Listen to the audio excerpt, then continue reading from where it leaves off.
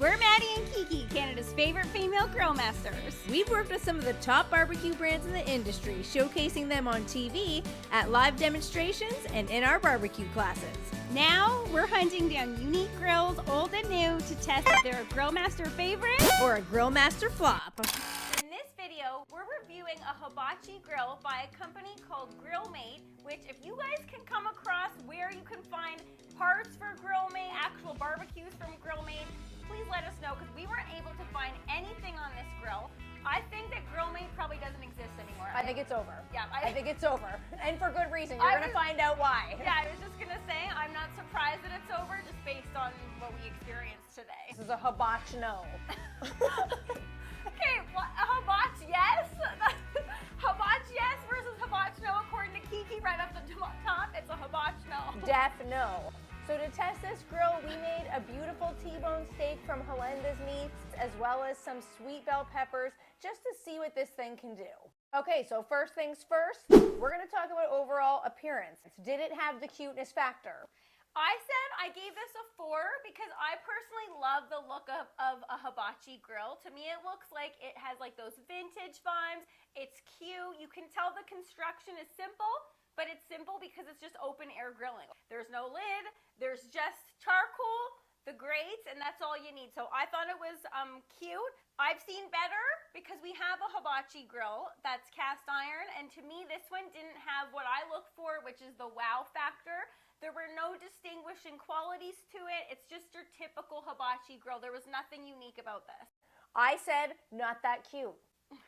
Not that cute. Very serious. Not that cute. I gave it a 1. This thing was not cute. Just looking at it. Okay, but vintage-wise, it's cute. Yeah, but compared to the other grills we've got and the grills that we've looked at in the last few videos, like, we have high standards as far as cute goes, and this thing was like, meh, yeah, not so cute. We've had some high personality grills. On the personality factor, this thing was low. It didn't have a shape. It didn't have, like, an exciting shape. It didn't look like a football. It didn't have, like, any... Once we had the football grill, it's like, we've taken our grill judging preferences to the next level. It didn't have any bright colors. It was just black and wood. I did not think it was very cute. Could it kill it to have a cool color here? The box was red. Why couldn't it be red? Okay, moving on to efficiency. Honey, how did you think this thing performed? 1. I gave it a solid 1. You don't mess with Kiki. Either I love it or I hate it. Okay. I gave this thing a 1 because right off the top, the finish was peeling off as soon as we put the charcoal in. That's what I said. There was a disgusting odor as soon as the charcoal hit the actual base of the grill. It was like chemical meets your grandma's closet, meets like... There was like a mothball smell going on there, which I'm like, you don't want to smell that when you're firing up a grill. And where was that coming from? Why mothballs? I don't know. That stunk to high heaven. Very concerning smell. Like Maddie said, super chemically. When you start smelling odors like that coming off your grill, it's like your nose is giving you a warning to step back. Do not breathe that stuff in. It definitely is not something that you want to be taking a lot in. So we just like, even though we were outside, we just took a step back and we're like, let this thing hopefully burn off, do its thing. And eventually the smoke did stop and it did, the odor did dissipate. The other thing I wanted to mention was it felt very cheap. Yes, so that's why I said that too flimsy and rinkety. Putting it together, I felt like if I really wanted to, sun's out, guns out, I could really bend that thing if I wanted to. Honey, you could bend any kind of grill, okay? But I could. It was very flimsy. It felt like an aluminum pan. Okay, but when we were putting it together, though, do you think that's on the owner's fault here, i.e. us? Because when we put this together, I'm not going to lie, we didn't use proper tools. We just gave it the old hand tighten. Okay, well, and a kitchen knife. Yeah, is that like the user's fault? Like I don't know if it's like, obviously the actual metal itself, you're right, it felt like an aluminum pan. Yeah. But in terms of like the flimsiness, yeah, I think that could be on us. We definitely didn't tighten it to its full capacity, so I will take ownership for that. But the actual structure itself, very cheap materials. Yeah. And the actual mechanism that holds the grill grates in, it wasn't deep enough that I felt confident in securing it in there. I felt like it was barely in, so the weight of the steak itself, I was like, can this thing hold it? True. It However, did. though, I have to say I like that it Just like with any hibachi style, it did hold it on an angle, and that is a key factor of hibachi grilling. You want to have your food on the angle of the grill grate, and then the grease dripping down off to one side. Would I like maybe like a grease catcher off to one side? I'm gonna say yes, because then it's just dripping onto the charcoal and causing flames. So I feel like they could have, and like hibachi grilling in general, if you're gonna put something on the angle, give it a little bit of a grease tray. I was surprised that it did hold as much charcoal as it did, because it looked much smaller than I thought it was going to be. Yeah, what was that? That was a whole chimney. That was an entire chimney that fit in there, and we've had some hibachi grills where it holds like 4 briquettes. Well, it's just they're smaller, but you're right. If you're gonna fire up the whole chimney, you want it to all fit. Was it worth the price? We paid $20 for this thing. We could, like Maddie said, we couldn't figure out how much it originally went for. We couldn't find where this Grillmate hibachi originated. I personally did endless research on this. Guys, it's the internet. Good old Google search. I'm like, there's bound to be something on there. I want to see an image of it. I want to see what year it came from, because to us, we love, for some reason, knowing what year a grill comes from is like half the fun of like doing what we call grill hunting. I couldn't find any of that information. So if anyone knows what year these originated in, please let us know in the comments, because I'd like to know. Are we talking 90s? I'm going to say this was like 2000s, just based on like what the box looked like. It looked like a 2000 style. The box looks mid-80s. It's the writing. I'm going to go out on a limb here. Are you bashing the 80s? Don't bash the 80s. I will say I like that we got it brand new. So we did get a brand new experience here. No old crusty grease from someone else's cooks on there.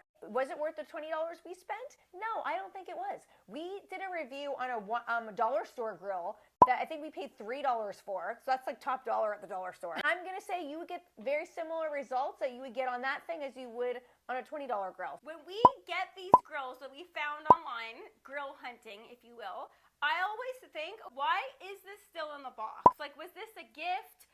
Who got this grill and then didn't use it? Like, to me, like a grill that sits in a box for years to come, that is a huge mystery to me. The second that we get grills, we need to open them, we need to fire them up. So I would love to know why we've come across so many grills that are old that remain in the package for years. Wouldn't you even just be curious to open it up to see what it looks like? Was this a Christmas gift that somebody didn't like, or like what? I need to know more about that. Did someone inherit this grill from someone that didn't get a chance to use it? There are so many unanswered questions here. I'm not going to be able to sleep tonight. It's like you know how sometimes Secret Santa, people will get like a $20 limit? That would be a genius $20 Secret Santa. Can you imagine getting a barbecue for Secret Santa? I absolutely love that idea. Well, you know how people are always like, what can you get for $20 for someone for Secret Santa? Go online, find them a brand new grill. Do we want some bath salt, or do you want a new grill? Oh, I'm going to say grill. Happiness vibe, not that happy. I said that I wasn't happy right off the get-go. As soon as I smelled that chemical vibe, very unhappy Kiki. I was happy because the sun was shining, we were outside. It was -20, but we bundled up. So it's hard to feel unhappy when you go embark on a grilling journey. However, though, every step of the way, the happiness started to dwindle. It started to go down. I don't like, this is going to sound very millennial. I'm sorry, we are older millennials. Oh, here we go. 86, 88. I'm not afraid to admit it. I like that the new grills, i.e. like Traeger, I think some of the Weber grills, come with tools. A lot of people watching right now, they're like, oh, you guys want it to come with tools. Like, you can't just use your own tools. A couple tools? Yeah, would it kill you? I think that barbecue brands, if you're not doing that, you're missing a marketing opportunity. As soon as I opened the box and saw that it needed a screwdriver, it's like an ice rink around here. I was not about to walk down to the barn to find one, hence why we used a kitchen knife. So it got the job done. I agree. I don't agree with that. Now, I have a question for you. Did the food taste chemically? It didn't, but I think that is because when you get a grill, you do need to let a burn-off period happen, and we did wait for that. I'd like to see you make a bad T-bone steak on open-air grilling, okay? True. It's going to taste good all the time. And okay, last but not least, would we use it again? I said no, right in the garbage. Gave it a 1. Garbage? Garbage. Donation pile, because again, I don't think give that to someone. I would give it to somebody, because if anything, it would spark somebody anybody who's not into grilling, stop. No, we're not shaking heads in here. We are not shaking heads in here. My peripherals, okay? No, the coating is falling off. You're going to give that to someone, you could potentially poison them. No, we are all about sparking people's interest in barbecue, and I think if someone is not already into barbecue, who knows what that could mean to somebody. We are donation girls. You know that we are. We don't throw things out. I still don't. Fine. Did I just win a battle? Oh, yeah. I'm going to live off of that for 8 years. I'm just saying I would not want to use this thing again. This is not going in our permanent collection. I gave it a 5 out of 25. Grill Master flop. Whoa. I said Absolute 17 flop. out of 25. It's still a Grill Master flop. But did I have fun out there with you, honey? Yes, I did. Did I get fresh air out there? Yes, I did. I'm not feeling mad at it. I'm not. I still think it was pretty decent. No. Wrong. Flop. Wow. Flop. Oh. Sorry, that was dramatic. Thanks for watching, Barbecue Family. If you're not done with us yet, you know that grill that we mentioned in the video, our $2 barbecue that we made from dollar store products? Check it out. You guys are not going to want to miss that one. And don't forget to join us this Friday where we're live grilling up some goodies and maybe shaking some of this. Some of that. I'm already doing it. Barbecue Mama and Barbecue Pops do not approve of the shaking of the maracas. Guys, tune in, join the chat because Barbecue Mama and Barbecue Pops are going to be there and hopefully they're going to keep an eye on this and stop shaking those. We'll see you guys Friday.